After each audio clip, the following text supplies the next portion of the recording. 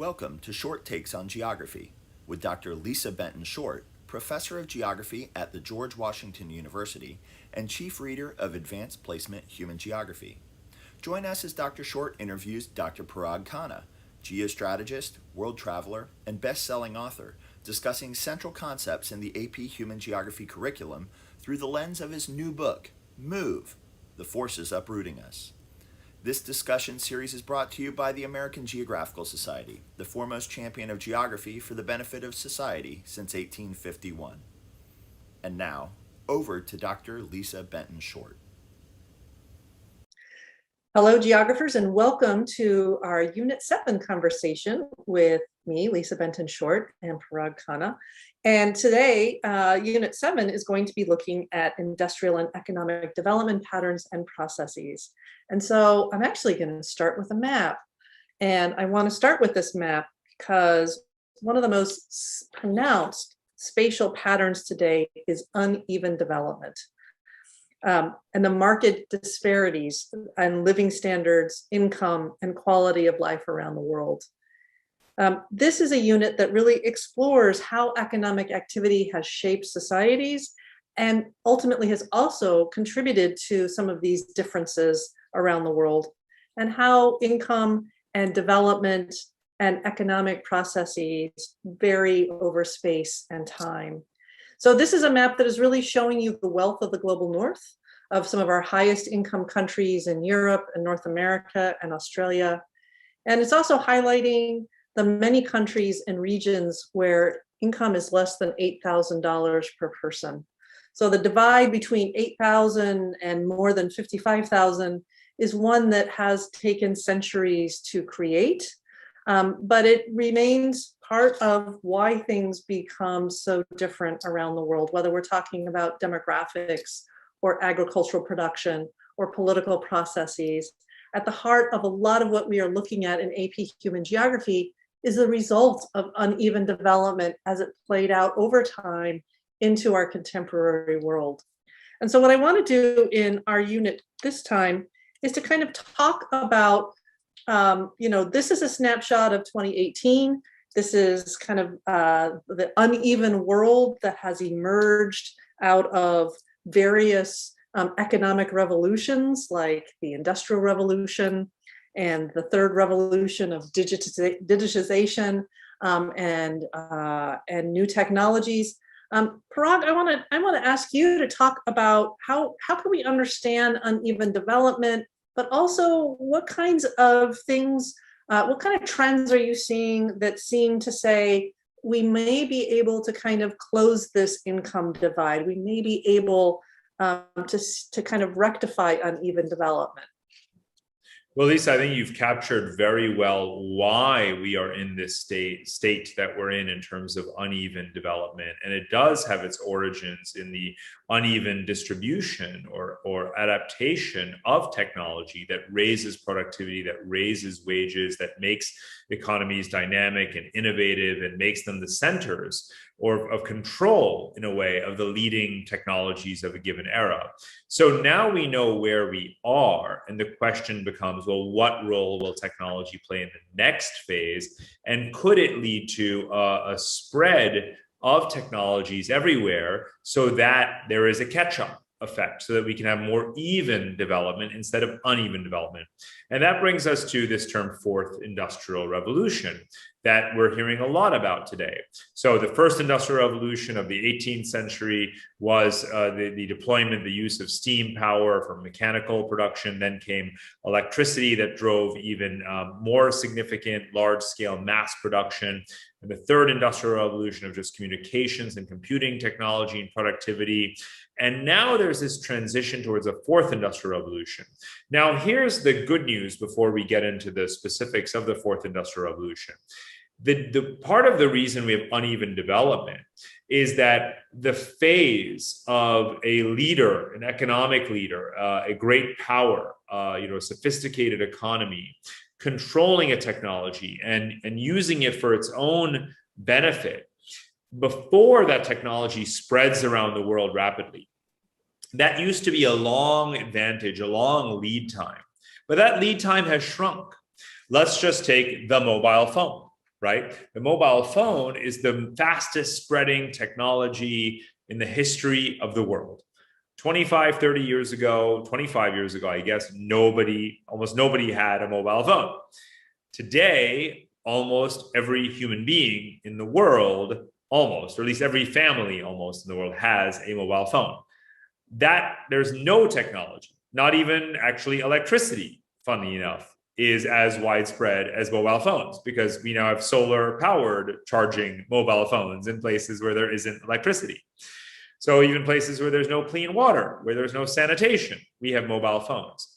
So the question is, with so much computing power, access to knowledge, and economic activity centered around that one usually black colored device that we all have, can we see that among many other technologies that are associated with the fourth industrial revolution help to spread more even development? And the answer is the potential is definitely there, because the cost of these latest technologies keeps coming down, down, down. So for example, a place may not have electricity, but it has plenty of sunlight, and the cost of solar energy, solar panels, has become much cheaper than any other source of energy. So now there can be cheap power everywhere. That's a platform for societies to build on. Once you have energy, you can do so many other things. You can power your computers and charge your phones and other things like that. Now think about Internet of Things, broadband, satellites delivering 5G internet access. Now we can all have access to information on a relatively equal scale. And that means that people can do remote work, right? And be part of global supply chains and the global knowledge base much more rapidly than before.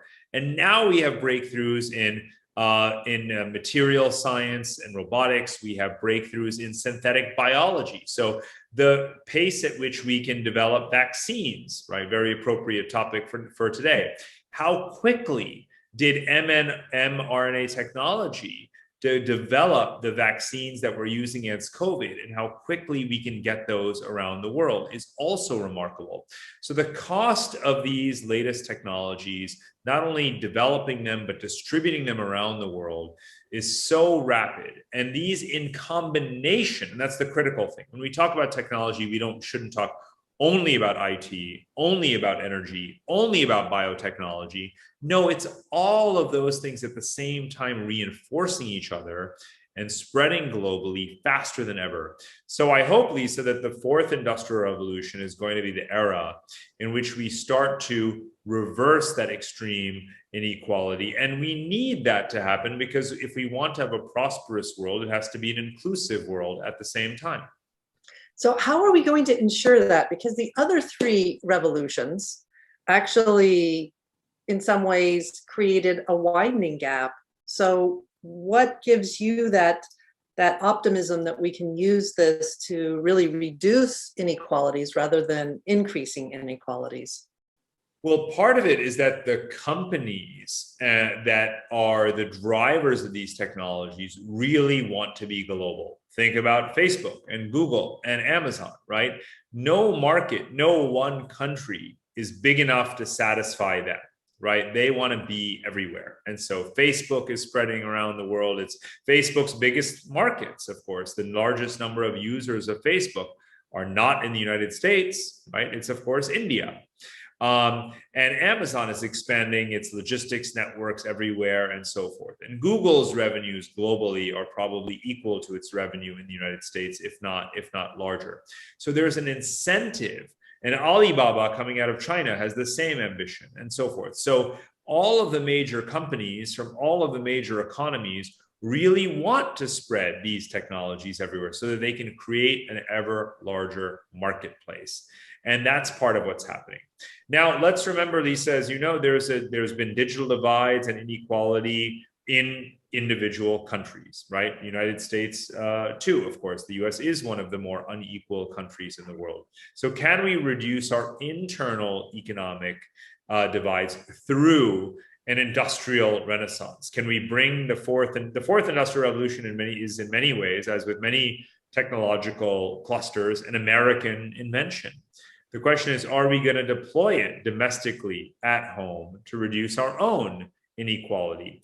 And this brings us right up to the present with today's administration and the dialogue and the priorities of that are being discussed every single day in Washington. So here in this class on human geography, we can also be talking about contemporary politics and political debates, because it's a huge priority to deploy these technologies like broadband. If you hear about the Biden administration's plans for the infrastructure plan, a huge amount of money is just going into broadband internet, making sure that every town, every farm has broadband internet. And that, of course, that we switch towards renewable power grids, because we don't want to have our grids fail when they're overstressed because the temperature has risen and there's too much demand and load on our electricity grid. So we need more renewable grids. And so for every cluster of technologies, right, we want to be more self-sufficient. We want to lower the cost, and we want to spread it all over the country. And that's part of what is happening right now in the US. So I'm hopeful, Lisa, not only globally, but certainly about what the US could do, and not only could do in the long-term future, but even in the coming years, to expand access and therefore reduce inequality. So what do you think equity and a more equal world would look like at the global scale? Well, you know, sometimes we measure it in dollars and cents, the way you had on the original slide. But fundamentally, what we want to see is access. We want to see equity of access. We want to see that a child born in any country in the world, even if they're never going to migrate, even if they're not going to work in a lucrative industry and earn a high salary, are they going to have clean water? Well, we can get that to them through water desalination technologies, right? Are they going to have a roof over their head? Well, we can do that with 3D printed housing, and they can even be movable 3D printed homes to avoid, floods or move away from droughts and other kinds of disasters.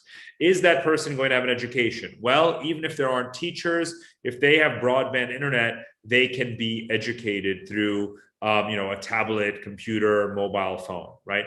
Do they have access to financial services? They don't have to go to a physical bank, right? You can have, mobile money anywhere in the world today and have digital bank accounts. So what we want is that access to the basic services, the basic conditions that allow you to flourish in life. And then whether or not you make X amount of money or Y amount of money is less important than the fact that we have raised the floor for the majority of the human population. So that would be my definition or my vision for what would be a better world, a better life for so many people than what they have today. How do you see it? Are we going to reduce that statistical inequality, or does it not matter as much? And what would be the priorities for creating, using technology to create more equity? Well, there certainly is a lot of potential for technology to reduce inequality. I'm thinking about education, for example, and rural areas, where people don't have as easy access to education could benefit from, remote learning and other types of learning platforms that could be online. I'm thinking about some of the technology we've talked about in terms of its impact to increased food production, like hydroponics, for example, or vertical farming, or even using precision agriculture to maximize the use of, water and irrigation and pesticides and so forth. So I think there's tremendous opportunities to really harness some of the elements of the fourth industrial revolution in ways that we are just starting to think about. I was traveling in Tanzania a couple of years ago and saw a startup company that was selling to some of the rural poor households, lowest income households, solar panels the size of a book. But that solar panel cost them less to purchase than kerosene, which of course, which has its dangers in terms of being a fire hazard and emitting air pollutants. And the solar panel went on top of the roof of the house and gave the ability to charge a couple of light bulbs, to recharge a cell phone. And then the idea was after a couple of years, they might upgrade to a larger solar panel, which would then allow them maybe to have an oven or a microwave in their home. So there is a lot of really innovative work going on to address essentially issues of access, which makes me think that one of the most important global expressions of how do we overcome uneven development is really found in the United Nations Sustainable Development Goals for agenda, the agenda that they're seeking to achieve those 17 goals by 2030.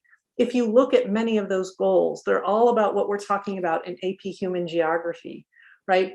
The premise is, what can we do to alleviate and end poverty? How can we solve hunger and food insecurity? How do we move to a more renewable energy use? How do we address climate change? How do we protect water quality?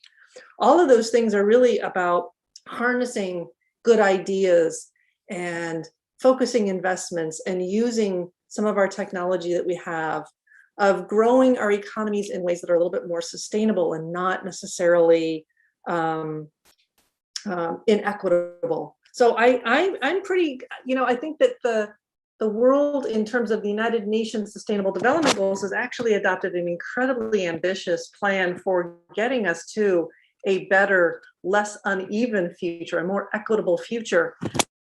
I just think that, whether we get there in 2030, I'm not as confident that we'll achieve all those targets and all those goals. I think, having that statement of purpose to actually put something on paper and say, as a global community, we are working towards a future where everybody has access and is a more equitable future, is a really promising statement. And it may take us a while to get there, but I think I'm really pleased to see that we're articulating that idea. And so I would ask you, what do you think of the United Nations Sustainable Development Goals? Are they achievable? Will we see kind of the economic growth we need to lift people out of poverty and to give them that access to some of the other standards of life that we aspire to in a more equitable future?